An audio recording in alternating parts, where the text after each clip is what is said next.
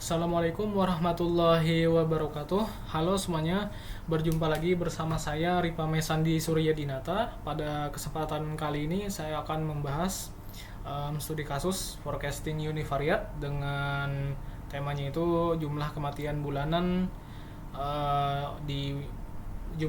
bulanan di suatu wilayah gitu. Nah, wilayahnya itu di Wales, United Kingdom, atau biasa kita kenal Inggris. Jadi saya akan menjelaskan dengan Krips DM. Nah, Krips DM ini memiliki 6 tahapan, yaitu business understanding, data understanding, data preparation, modeling, evaluation, dan juga deployment gitu. Nah, jadi tanpa berlama-lama, saya akan membahas pada tahap awal yaitu business understanding. Kita akan langsung ke materinya.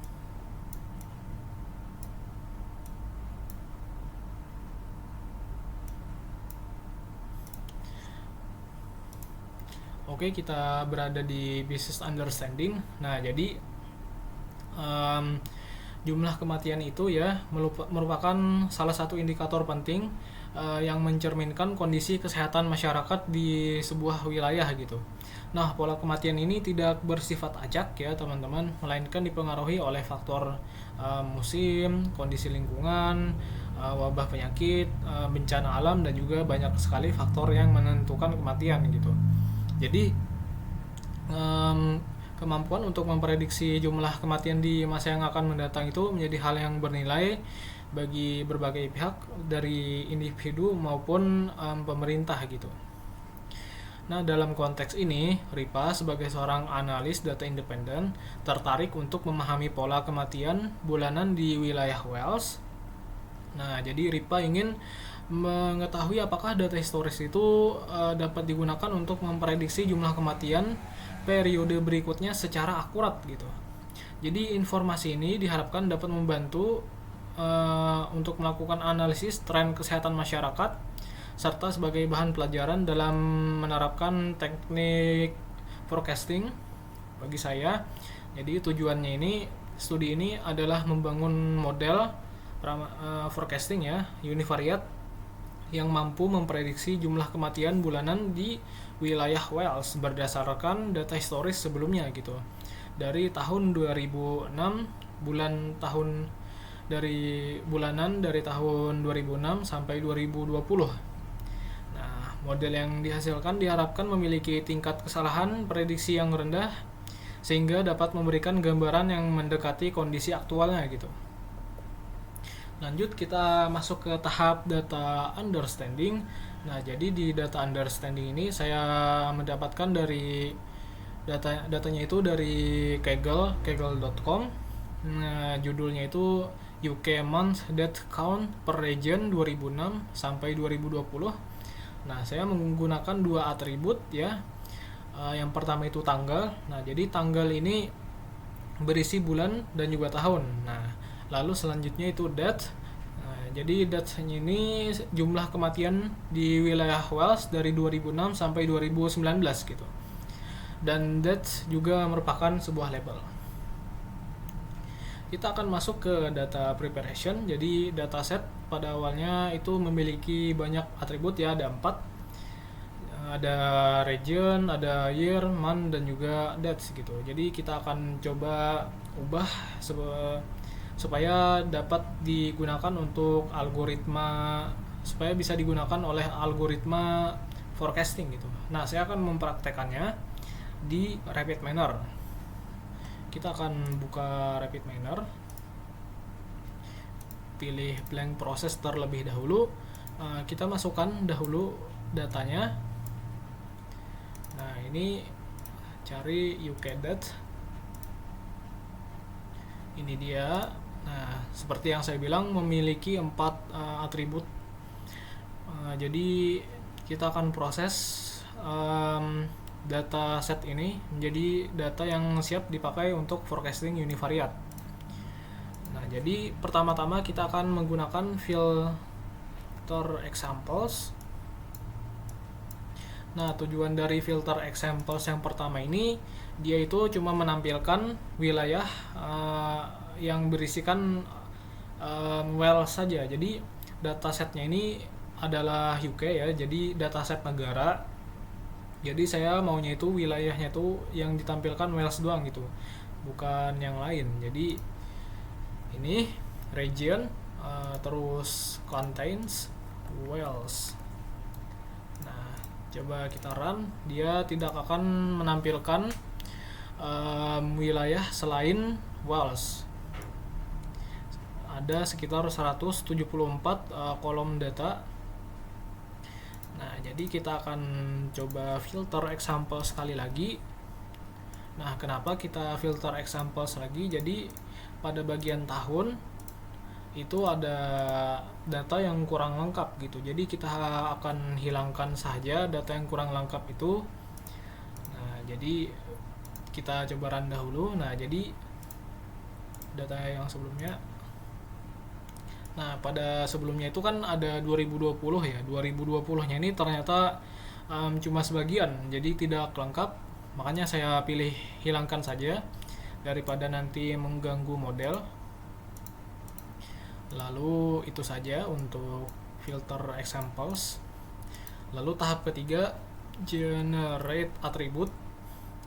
Nah, jadi kenapa pakai generate attribute? Jadi kita masukkan dulu attribute name-nya. Jadi tahun tadi ya, tahun dan bulannya ini tidak tergabung gitu. Jadi saya mau coba gabungkan saja supaya lebih mudah.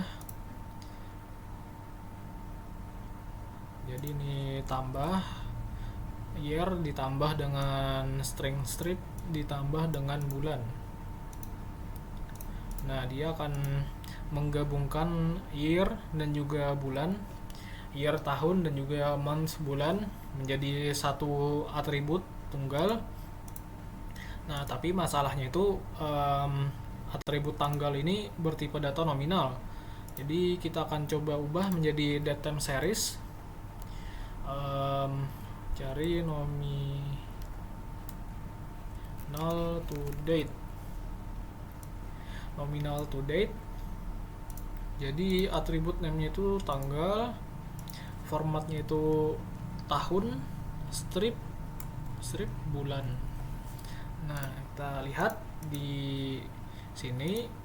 Nah, tipe datanya sudah benar, yaitu date. Nah, ketika sudah, kita akan coba set role terlebih dahulu. Ini deh, select atribut dahulu deh. Select atribut, subset. Atributnya kita pilih cuman 2 ya, tanggal dan juga kematian, karena ini merupakan univariate. Terus set role. Nah, set role ini berfungsi supaya tanggalnya ini tidak diproses oleh algoritma machine learning gitu. Tanggal menjadi ID. Jadi yang diproses itu adalah atribut kematiannya saja, sedangkan tanggalnya ini cuma menjadi ID-nya saja. Nah, itu saja untuk data preparation. Ini dia untuk hasilnya, data preparation. Lalu kita akan lanjut ke tahap yang namanya itu modeling. Nah, pada modeling ini kita akan menggunakan teknik namanya itu windowing, karena ini data univariate ya. Lalu algoritmanya saya akan mencoba 2, yaitu algoritma linear regression dan juga algoritma decision tree. Kita akan cari yang mana yang paling paling optimal gitu.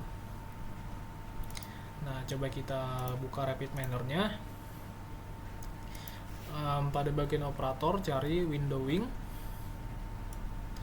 masukkan windowingnya, terus atribut filter type-nya itu single dan juga atributnya itu date atau kematian. Horizon atributnya juga pilih date, lalu window size-nya itu kita coba 12 deh. Nah, di sini kita bisa menggunakan linear regression. yang mana dia akan menghasilkan output linear regression seperti ini.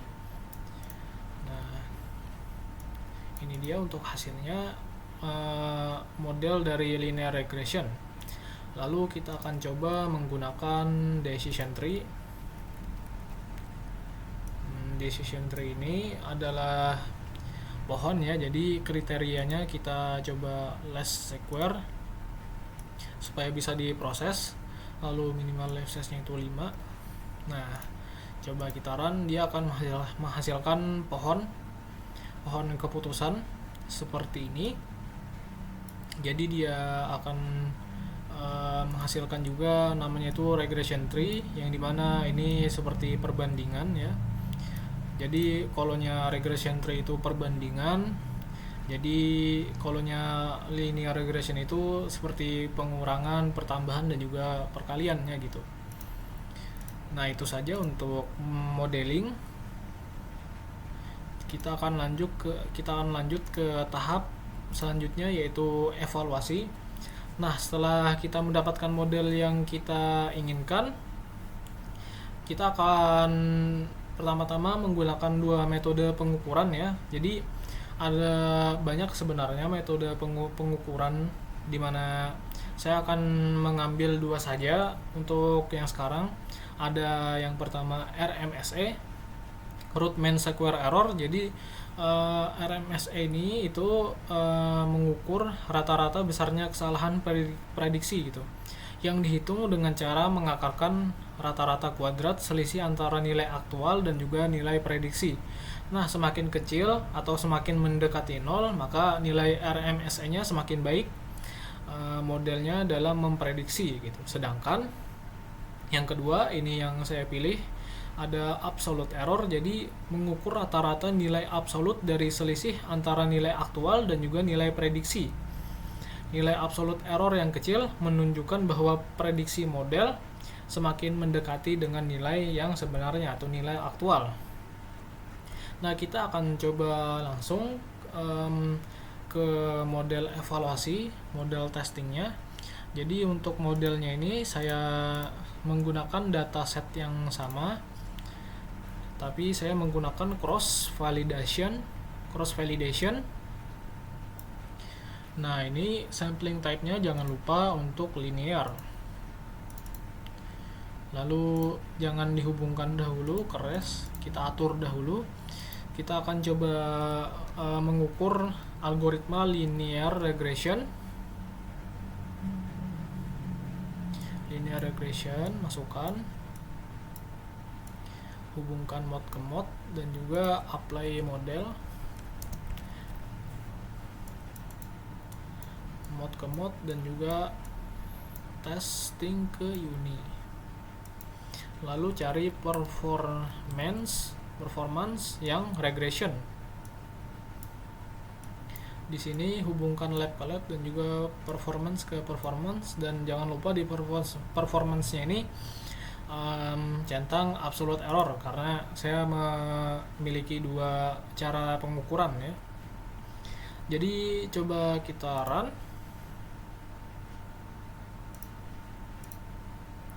Jadi ini hubungkan dahulu per ke result dan juga mode ke result. Nah, ini dia untuk hasilnya di performance vector ini. Nah, RMSE-nya itu mendapatkan 12,66 plus minus 49,631, dan juga absolute error-nya itu menghasilkan 164 dan juga 290 plus minus 32,473. Nah, jadi kita lihat di sini nilainya itu, jadi nilai RMSE sebesar 211 itu menunjukkan rata-rata selisih antara prediksi model dengan data aslinya gitu. Nah, selisihnya itu sekitar 211 jiwa ya. Jadi ini rata-rata dari kuadrat, rata-rata kuadrat dari nilai aktual dan juga nilai prediksinya gitu, RMSE. Dan Untuk absolute errornya itu artinya modelnya itu meleset sekitar 164 jiwa dari angka kematian gitu. Nah, menurut saya absolute error itu bagus karena memberikan gambaran langsung kepada saya tentang seberapa besar ketidakpastian yang harus diantisipasi setiap bulannya. Sedangkan untuk RMSE ini juga cukup bagus, cuma digunakan untuk memastikan model saya supaya tidak membuat kesalahan prediksi yang sangat fatal di bulan-bulan tertentu. Itu saja untuk linear regression, dan kita coba juga untuk decision tree. Linear regression ganti decision tree. Ini kesini, ini mode kesini ya. Ini kriterianya jangan lupa least square. Ini 4, maksimal depth-nya 4, dan juga minimal left size-nya itu 5. Kita lihat pengukurannya di sini. Nah, dia malah nambah ya. Jadi malah nambah sekitar 329 untuk RMSE-nya. Untuk absolute error-nya sekitar berapa ini? 25 ya. Jadi yang paling bagus untuk modelnya itu adalah linear regression.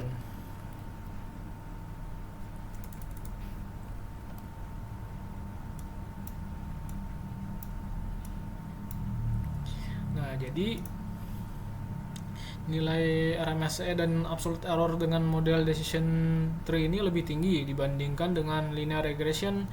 Nah, ini menunjukkan bahwa tingkat kesalahan prediksi dari decision tree itu lebih besar aja, dan menunjukkan bahwa decision tree itu kurang stabil dan juga sensitif terhadap pembagian data. Jadi model yang dipilih ini adalah linear regression yang paling terbaik. Lalu selanjutnya kita akan masuk ke tahap yang namanya itu deployment. Nah, deployment ini kita akan menggunakan yang namanya itu split. Jadi saya menggunakan data yang sama, cuma pada bagian operator ini cari namanya itu split data. Windowingnya ke sini. Nah, ini karena kita model yang paling terbaik tadi linear regression, jadi masukkan linear regression, hubungkan dari split data. Nah, jadi sebelum kita sambungkan dahulu di bagian partitionnya ini tambah entry-nya. Nah, saya mau membagi datanya itu sekitar 80% untuk testing, 20% untuk scoring gitu. Jadi 0,8, lalu di bawahnya ini 0,2. Kita hubungkan ini ke sini. Lalu cari namanya itu apply model. Nah, di bagian apply model ini hubungkan linear regression ke mode, dan juga split data yang di bawah ini ke uni. Nah, sisanya dihubungkan ke result seperti ini ya. Ketika kita coba run, dia akan menghasilkan nilai prediksi gitu. Ini dia untuk prediksinya. Jadi di sini bisa kita lihat ada yang meleset sekitar puluhan dan juga ratusan jiwa gitu dari nilai aktualnya. Itu saja untuk prediksinya. Jadi model ini bisa menjadi alat bantu untuk pemerintah ataupun layanan kesehatan di Wales.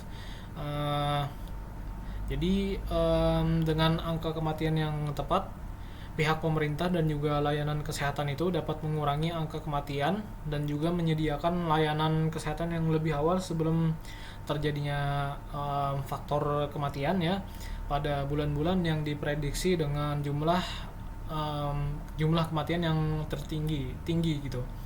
Jadi untuk model deployment itu saja. Jadi untuk modelnya ini tingkat errornya itu kurang dari 10%. Jadi bisa dibilang lumayan akurat, walaupun selisihnya itu ratusan gitu, 200-an.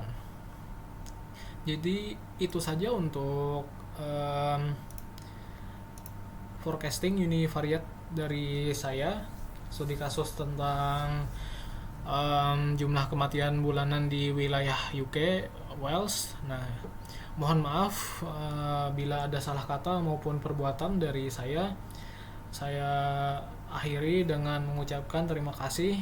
Wassalamualaikum warahmatullahi wabarakatuh.